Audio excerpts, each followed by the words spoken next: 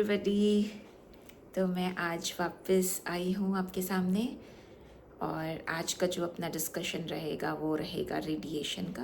Because आज मेरा पहला दिन था रेडिएशन थेरेपी का, तो उसके बारे में मैं आपको सारा प्रोसीजर बताऊँगी, क्या क्या हुआ था और क्या साइड इफ़ेक्ट्स रहे थे।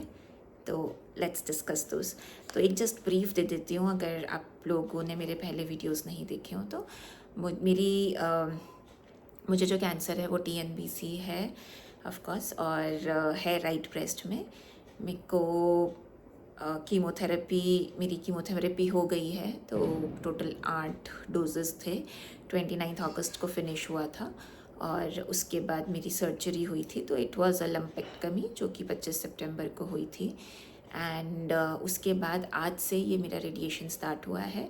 तो उससे पहले एक हफ्ते पहले कास्ट क्रिएशन हुआ था, बेसिकली द मोल्ड क्रिएशन।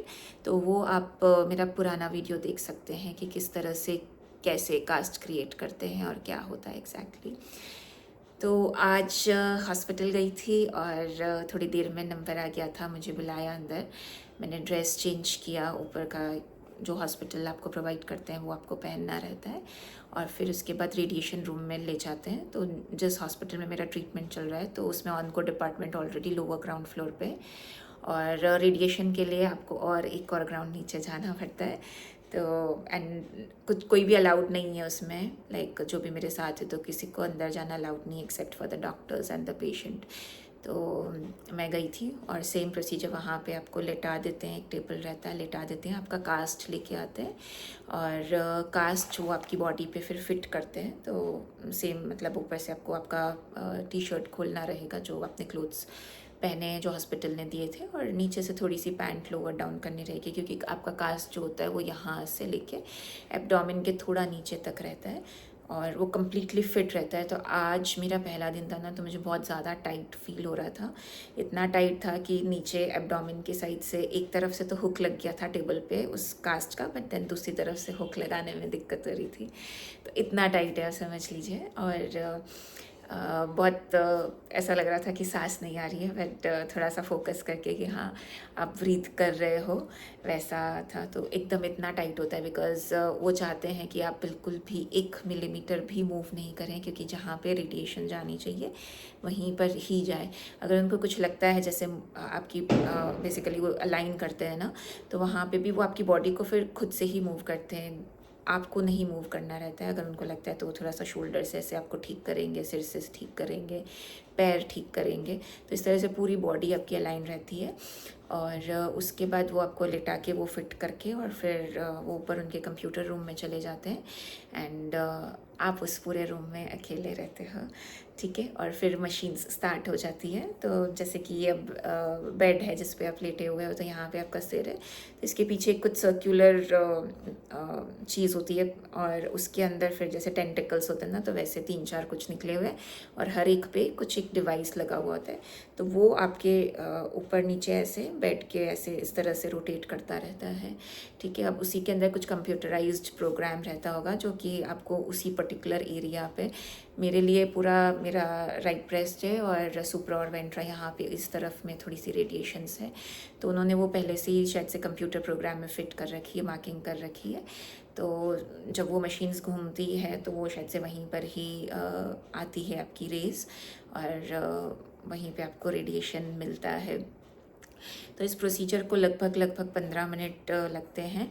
मैंने मेरे लास्ट वीडियो में कहा था कि इसमें मुझे अपनी ब्रीथ होल्ड करनी पड़ेगी, बट ऐसा नहीं हुआ मेरे केस में, बिकॉज़ मेरा क्या राइट ब्रेस्ट है एंड आई बिलीव अगर लेफ़्ट होता, क्योंकि हार्ट इन्वॉल्व रहता है उसमें, तो फिर उस केस में आपको आपकी ब्रेथ होल्ड करनी रहती है। आई रिमेंबर जब मेरा 2D इको हुआ था तो उस टाइम भी मुझे बोला था कि अब आप सांस रोको, अब आप सांस लो, तो वो उनको इको करने में थोड़ा इजी रह रहा था। तो मे बी यहाँ पे भी कुछ उस तरह से लॉजिक रहे, तो इसलिए वो आपको आपकी ब्रीदिंग होल्ड करवाते हैं इन केस अगर आपका ये है। I am not sure, but then वो मुझे लगता है बिकॉज मेरे राइट में नहीं मुझे ब्रेथ होल्ड करवाई थी, ठीक है। और फिर ये पूरा प्रोसीजर होता है। बीच में आते हैं एक बार पूछने के लिए कि आप ठीक हो। वैसे उन्होंने मुझे बोल रखा था कि अगर आपको कुछ भी प्रॉब्लम हो तो you have to just raise your hand.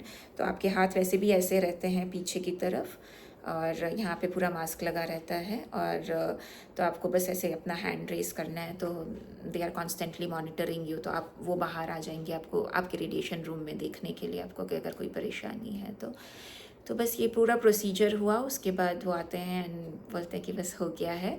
तो ऐसा कुछ लगा नहीं उस टाइम, एक्सेप्ट फॉर कि बहुत कॉन्स्ट्रिक्टेड लग रहा था, इतना टाइट था, तो वो एक फीलिंग थी कि सांस नहीं आ रही है। अदरवाइज़ ऐसा सब ठीक लग रहा था। बट जब आपका वो निकाला, आपने आपका वापस ड्रेस पहना और उठ के बैठे, तब थोड़ा सा ऐसा लगा कि चक्कर आ रहे हैं। तो आज थोड़ा सा गिडीनेस फील हो रहा था मुझे, पहली बार था तो मे बी उससे भी हो सकता है। और सिर बहुत भारी था, तो आधा घंटा लगा होगा मुझे उससे वापस ठीक होने में। और जब मैं घर पहुंची तो उसके बाद भी मुझे काफ़ी वीकनेस लग रही थी आज, पता नहीं, वैसे ये फटीग आजकल रोज़ ही रहता है, तो एकदम से इतनी थकान हो जाती है। Even though I am not doing anything, अभी वर्किंग नहीं हूँ, जॉब की थोड़ी सी छुट्टियाँ ले रखी है। और अदरवाइज़ भी घर पे भी I am like avoiding doing many things. तो आराम से मतलब बैठे भी हो ना तो भी थकान आ जाती है, ऐसा होता है कितनी बार। तो आज भी बस जब हॉस्पिटल से आए तो फिर ऐसा ही लगा कि इतना ज़्यादा थक गई हूँ। तो मे बी वो जो पुराने ट्रीटमेंट है उसकी वजह से, और थोड़ा सा आज रेडिएशन हुआ है, वैसे तो फर्स्ट डोज ही थी, बट इसलिए नॉट श्योर कि उसकी वजह से इतनी फटीग आ गई थी, क्या हुआ था। तो आराम से 2 घंटे 2.5 घंटे सोई और फिर अभी काफ़ी फ्रेश फील कर रही हूँ मैं। और इसके अलावा कोई साइड इफ़ेक्ट नहीं लगा मुझे, मतलब यही था, सिर्फ एकदम परफेक्ट, बाकी सब ठीक है। और लेट्स सी अब नेक्स्ट क्या रहता है। अब कल वापस जाना है, मेरा जो शेड्यूल है वो मंडे से फ्राइडे रहेगा, हर रोज़ जाना रहेगा और 15-15 मिनट की रहेगी। एंड सैटरडे संडे छुट्टी रहेगी, तो 5 वीक्स तक, तो every day I will be meeting you.